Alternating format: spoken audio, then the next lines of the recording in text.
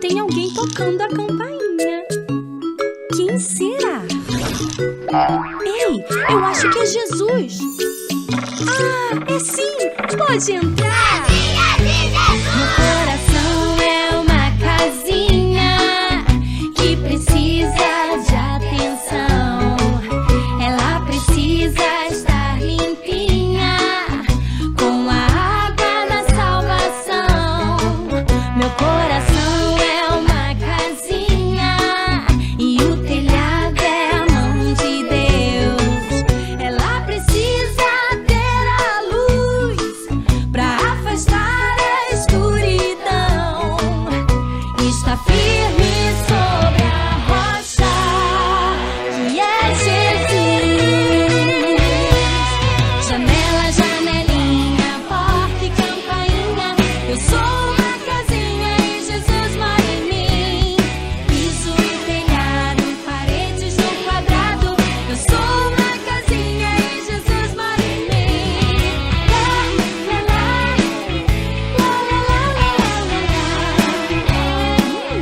Tim-dom, tim-dom, tim-dom. Meu coração é uma casinha que precisa de atenção. Ela precisa estar limpinha com a água da salvação. Meu coração é uma casinha e o telhado é a mão de Deus. Ela precisa ter a luz pra afastar a escuridão. Está firme sobre a rocha que é Jesus. Janela, janelinha, porta e campainha. Eu sou uma casinha e Jesus mora em mim. Piso e telhado, paredes no quadrado. Eu sou uma casinha e Jesus mora em mim. Lá, lá, lá, lá, lá, lá, lá. Tim-dom.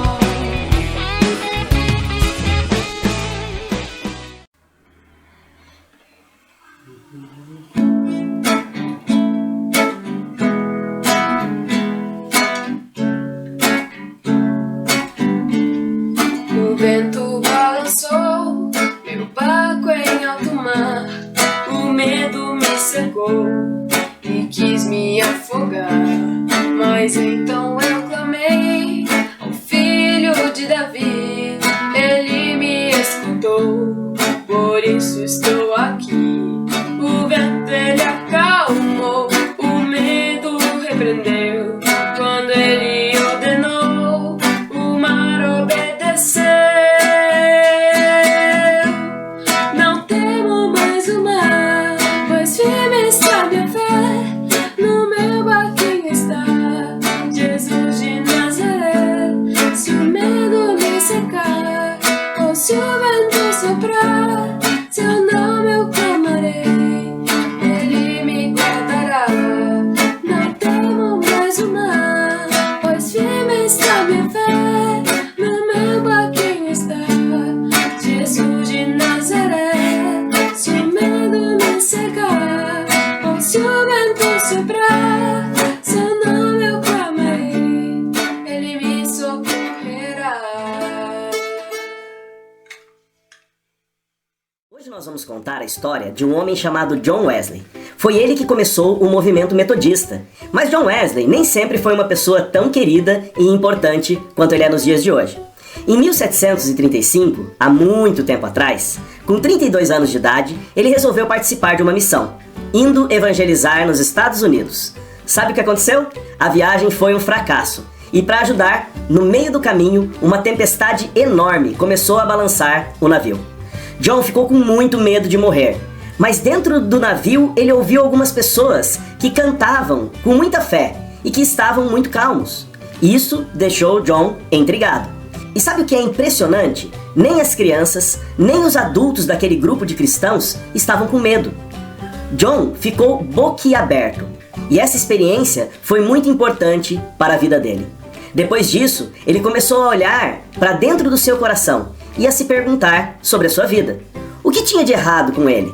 Ele tinha sido criado em uma família cristã muito legal. O pai dele, o Sr. Samuel, era pastor. A sua mãe, a dona Susana, sempre ensinava sobre Jesus para ele. A dona Susana era tão exigente que ensinou John a ler em 3 línguas a Bíblia: grego, hebraico e latim. E fora isso, na casa dele, todo mundo tinha que decorar muitos versículos sobre Jesus. E tinha mais. John sabia exatamente o que era um milagre. Quando ele tinha 6 anos de idade, ele ficou preso em um incêndio. Já pensou que coisa terrível?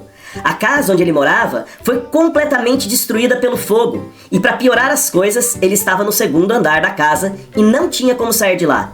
Mas o milagre aconteceu. 2 homens mandados por Deus subiram um nas costas do outro e corajosamente alcançaram John em sua janela. A mãe de John entendeu que isso era um sinal de Deus. Um sinal que seu filho era uma pessoa especial e que Deus tinha um plano para ele. Como ele era um menino estudioso, ele foi estudar na faculdade de Oxford. E depois que ele se formou, já um pouco mais velho, voltou para a faculdade para ajudar no ensino dos outros alunos. E nessa faculdade, ele foi convidado a ser o diretor do grupo que era chamado Clube Santo. Esse grupo era chamado assim porque era formado por cristãos dedicados a Deus. Pessoas que prometeram estudar a Bíblia, orar e viver uma vida correta. Uma vida da forma que agrada a Deus. Eles participavam sempre da Santa Ceia, visitavam as pessoas que estavam presas e por fazerem tudo certinho, eles foram apelidados de metodistas. E sabe onde eles eram metódicos? Eles jejuavam, oravam, liam a Bíblia e ajudavam as pessoas. Mas eles não faziam isso de vez em quando. Eles faziam isto sempre. E por isso, o apelido que eles tinham de metodistas. Mas, apesar de ser um cara muito legal, John Wesley ainda não estava feliz com o seu relacionamento com Deus. Ele queria uma fé mais poderosa. Ele queria sentir que realmente estava seguro com Deus.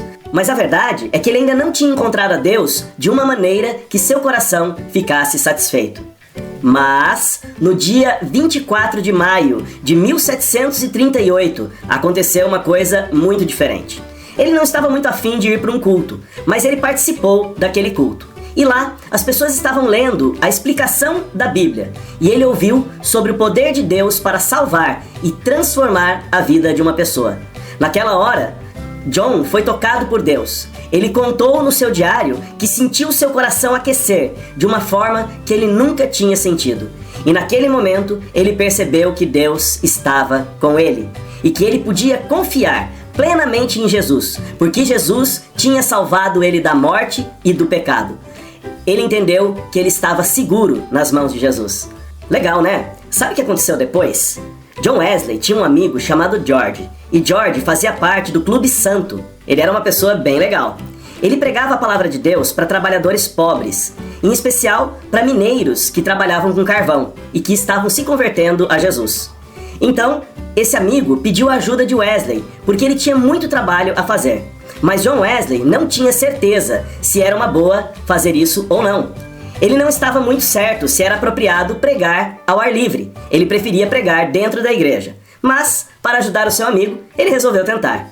Tentou e gostou tanto que se tornou líder desse movimento. Empolgado com tudo que estava acontecendo, John Wesley começou a fazer grupos de 11 pessoas que se reuniam toda semana para estudar a Bíblia. Depois, eles abençoaram crianças pobres nas escolas, nos orfanatos, nas clínicas e em todos os lugares onde era possível fazer o bem. É óbvio que algumas pessoas não gostaram e começaram a ameaçar John Wesley e às vezes até ameaçavam tirar a vida dele. Mas agora, ele não era mais o John Wesley de antes, aquele John Wesley que nós conhecemos no navio. Ele tinha coragem e dizia: "O mundo é a minha igreja, eu vou pregar no mundo todo." Ele realmente acreditava nisso. Ele viajou a cavalo para falar de Jesus e viajou muito. Para você ter uma ideia, ele viajava 6.500 quilômetros por ano a cavalo para falar do Senhor Jesus. Se tinha gente para ouvir, John Wesley estava pronto para falar. Certa vez, não queriam deixar ele pregar na cidade. Então, ele pregou de cima do túmulo do pai dele, que era propriedade da família. Que vontade de pregar, não é? Dizem que ele pregou 40.000 sermões durante toda a sua vida e que morreu bem velhinho, com 87 anos de idade. Você percebe como uma experiência com Deus faz toda a diferença na nossa vida? Deus quer aquecer o seu coração. Ele quer limpar a sua vida e quer usar você para falar do amor dele para as outras pessoas. Você aceita o desafio? Gostaria de experimentar Deus aquecendo o seu coração e limpando você? Se sim, ore comigo essa oração. Senhor Jesus, eu quero ter o meu coração aquecido pelo Senhor. Quero ser limpo e transformado por Ti. Transforma a minha vida. Em nome de Jesus. Amém. Foi muito bom ter você aqui. Obrigado por assistir o vídeo. E não esqueça de compartilhar com seus amigos, que eles possam também ter essa experiência que você teve e que Jesus aqueça o coração deles. Agora, crianças, nós vamos para uma parte muito importante da nossa aula, que é a hora de decorar o versículo. Repita comigo: não me envergonho do Evangelho, porque é o poder de Deus para a salvação de todo aquele que crê, primeiro do judeu, depois do grego. Romanos 1,16. Mais uma vez, não me envergonho do Evangelho, porque é o poder de Deus para a salvação de todo aquele que crê, primeiro do judeu, depois do grego. Romanos 1,16. É isso aí. O Evangelho, a mensagem de Jesus, pode salvar todo mundo. Se a pessoa for judia, se a pessoa for grega, se a pessoa for japonesa, Deus pode salvar todo mundo através do Evangelho.